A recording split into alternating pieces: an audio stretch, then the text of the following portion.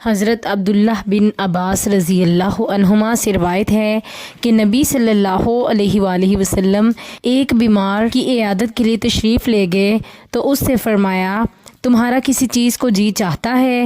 اس نے کہا، گندم کی روٹی کو جی چاہتا ہے۔ نبی صلی اللہ علیہ وآلہ وسلم نے فرمایا، جس کسی کے پاس گندم کی روٹی ہو وہ اپنے بھائی کے پاس بھیجے۔ پھر نبی صلی اللہ علیہ وآلہ وسلم نے فرمایا، جب کسی کا مریض کسی چیز کی خواہش کرے تو وہ اسے کھلا دے۔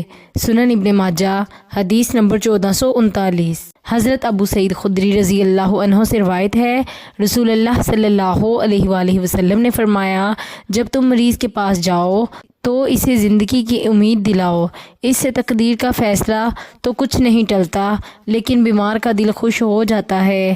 سنن ابن ماجہ، حدیث نمبر 1438۔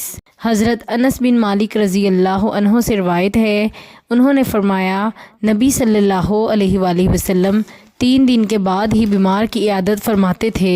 سنن ابن ماجہ، حدیث نمبر 1437۔